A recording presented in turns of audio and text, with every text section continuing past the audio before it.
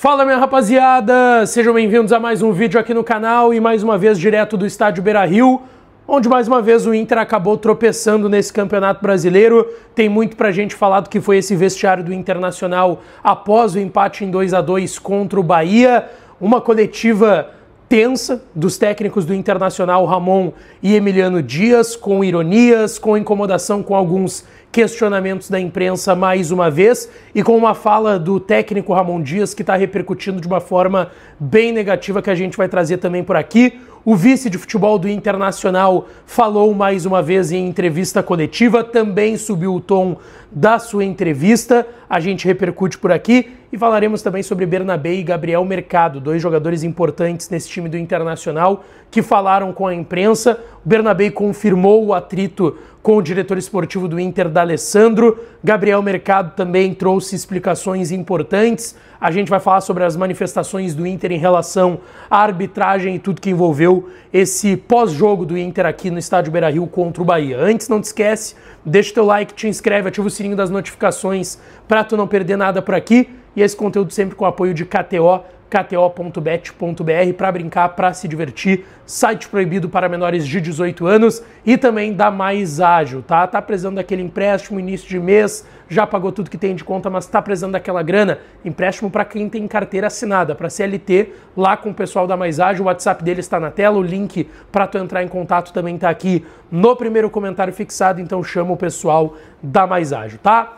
Bom, gente, como a gente falou, inclusive no último vídeo aqui no canal, um empate frustrante aqui no estádio Beira-Rio, porque o Inter teve uma boa atuação em grande parte do jogo contra o Bahia, tomou empate no finalzinho do jogo, chegou a abrir 2-0, para quem deu aquela brincada lá na KTO e colocou uma vitória do Inter, ganhou já no ganho antecipado, né? Na KTO lá abriu 2-0 o time, tu ganha a tua fezinha mesmo que tenha um outro resultado no final das contas, e a situação do Inter na tabela não mudou muito, tá? Aumentou de 3 para 4 pontos de diferença para a zona de rebaixamento. O Inter é 15º colocado com 37 pontos. O primeiro time fora é o Vitória com 34. Joga amanhã contra o Botafogo lá no Barradão, em Salvador, às 4 horas da tarde. E o Santos, que joga contra o Flamengo. A tendência é uma derrota. Flamengo brigando pelo título brasileiro. O Santos é o 17º, primeiro time dentro da zona de rebaixamento. Tem 33, então 4 a menos que o Inter. E o Juventude, cara, o Juventude tá se botando nessa briga. O Juventude venceu do Vasco hoje,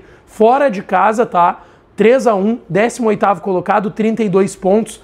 Juventude é mais um time que tá se colocando nessa briga contra o rebaixamento. Fortaleza também tá na briga, ainda joga amanhã. E o Sport deve ser confirmado matematicamente amanhã como o primeiro rebaixado para a segunda divisão do próximo ano, tá?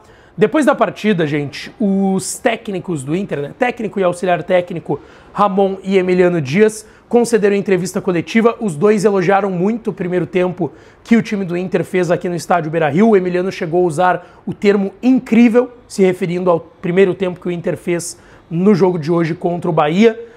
Também citaram que mesmo que o segundo tempo tenha tido uma baixa da equipe, foi um segundo tempo que o Inter também criou oportunidades, como o gol do Vitinho no início da segunda etapa.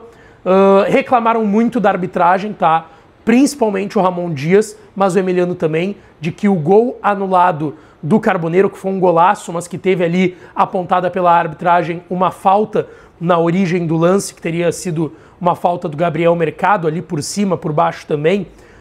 Eles reclamaram bastante, inclusive teve uma grande infelicidade, se é que dá para colocar dessa forma, do técnico do Inter, Ramon Dias, porque quando ele falou sobre essa falta marcada ali com o auxílio do VAR, né, do árbitro de vídeo, ele disse que futebol é para homem e não para meninas. Eso tenemos que tener mucho cuidado. Yo voy a hablar con el presidente, con ellos, que no puede ser que pase en un club tan importante que pase eso lo que pasó hoy. Porque fue increíble.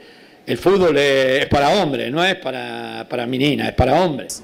É uma frase que pegou bem mal, tá, no vestiário do Internacional, e digo, no pós-jogo do Internacional. É uma fala que, vinda do Ramon Dias, não é uma grande novidade, porque todo mundo lembra o que aconteceu quando ele estava no Vasco, em 2023, também falando sobre arbitragem numa coletiva pós-jogo. Ele lamentou que a arbitragem e que a árbitra que estava no vídeo era uma mulher, em 2023, quando ele estava lá num jogo do Vasco da Gama, brigando para não ser rebaixado também. Então foi uma fala muito ruim, que pegou muito mal do técnico do Inter. Até o momento não teve nenhuma manifestação ou posição oficial do Inter sobre esse episódio, tá?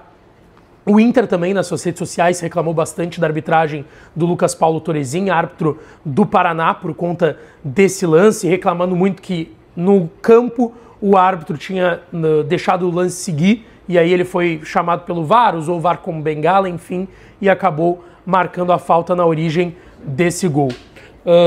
Também foi falado sobre a mudança no time do Internacional. O Inter estava jogando com 3 zagueiros nos últimos jogos, hoje foi um time muito semelhante ao do Roger Machado, e eu vou ter que citar o Roger daqui a pouco de novo nesse vídeo, tá? E eu vou explicar, vocês vão entender.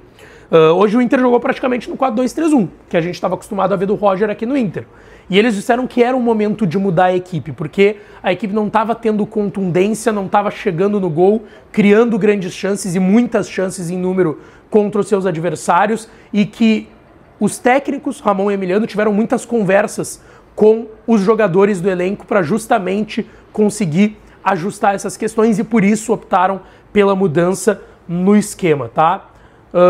O Ramon também disse que a forma para o Inter se salvar é jogar da forma que jogou hoje, então o Inter acredita muito que se jogar contra o Ceará depois agora da data FIFA, lá no dia 20, no Castelão, dessa forma, vai conseguir possivelmente um bom resultado por lá. Inclusive o mercado também falou sobre isso na zona mista aqui no estádio Beira-Rio. O Ramon e o Emiliano confirmaram que o grupo estava bem abatido, estava bem chateado no vestiário, porque fizeram um grande jogo e mais uma vez deixaram o resultado escapar. Então o grupo sentiu bastante, e a gente viu isso nas falas do mercado, do Bernabé, do Ivan, do Bruno Gomes, do Alan Rodrigues, que também atendeu a imprensa aqui na zona mista do estádio Beira-Rio. O Ramon, eu sempre bati nessa tecla, quando ele estava no Vasco, ele garantiu que o Vasco não iria cair, estando no Z4 com um time bem pior em 2023. E esse ano ele ainda não tinha feito isso. E aí o Jairo Vink perguntou para ele, e ele disse que com o time que o Inter tem, é óbvio que ele garante que o Inter não vai cair. Então, pela primeira vez a gente está ouvindo do técnico do Inter uma garantia, nas palavras dele, de que o Inter não será rebaixado para a segunda divisão. E aí, na reta final, com algumas perguntas do Berton, do Lucas Colar, a gente começou a sentir uma tensão na entrevista coletiva do Emiliano e do Ramon Dias, porque eles começaram a ficar incomodados com algumas perguntas. Por exemplo, na resposta para o Gustavo Berton, se eu não estou equivocado, ele é irônico ao dizer que todos os problemas que o Inter tem em 2025 são de responsabilidade... Aliás, foi a pergunta de GZH, do site da Rádio Gaúcha. O Emiliano, ele diz, não, a gente sabe que esse momento a responsabilidade é nossa para as vitórias não estarem vindo.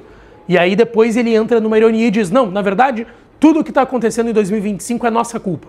É culpa nossa que chegamos aqui agora. Não, a gente sabe que não, ele foi irônico porque ele se incomodou, acabou botando no do Roger também, porque a gente sabe que o Roger era o treinador até então do Inter em 2025.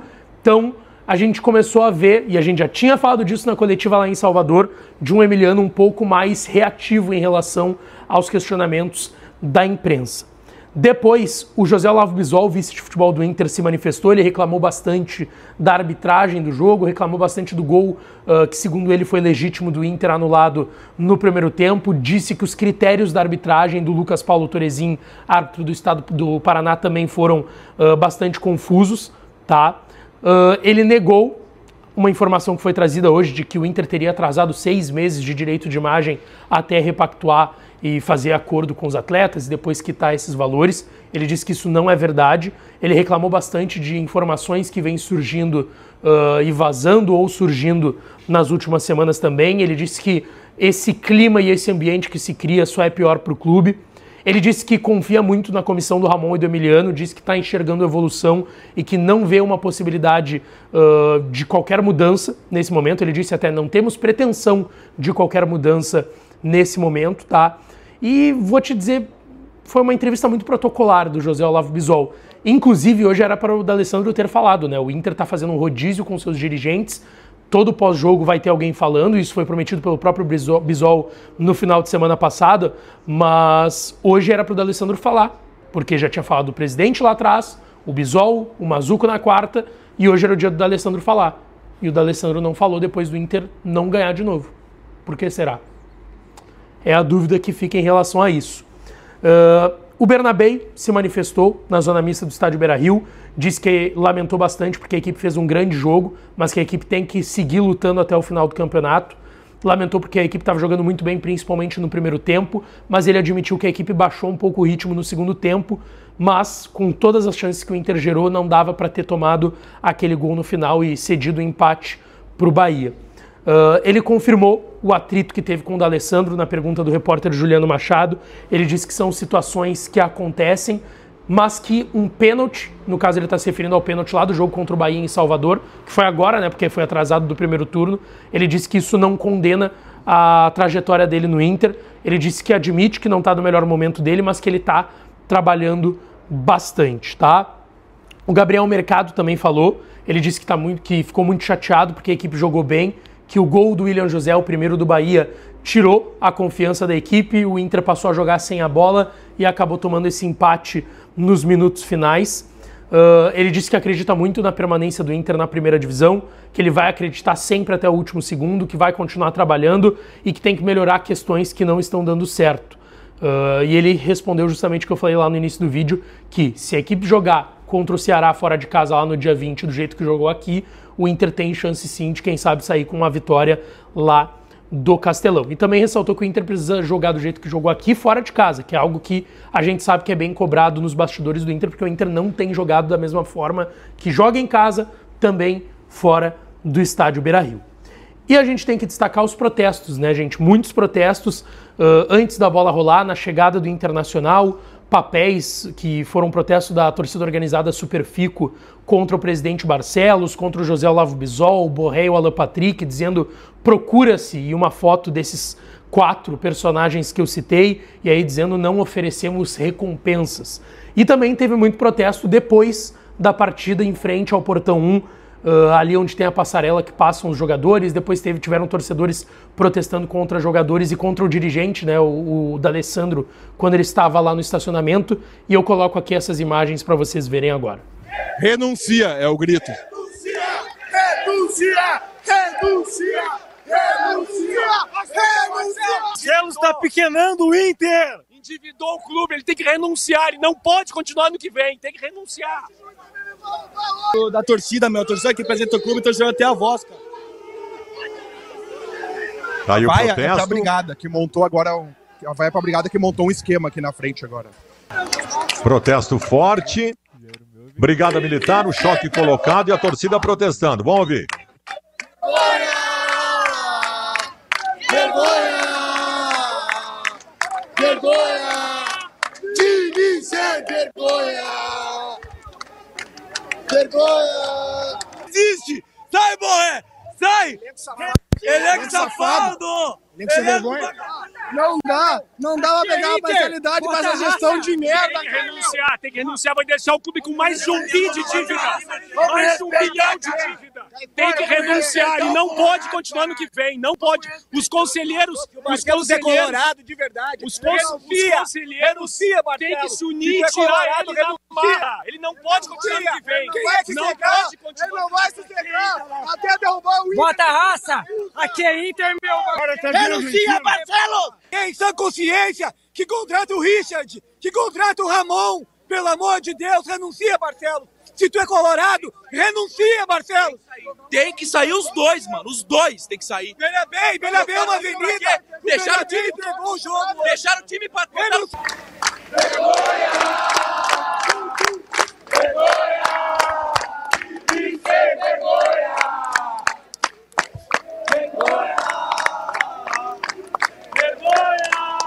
Jogadores passando. D'Alessandro.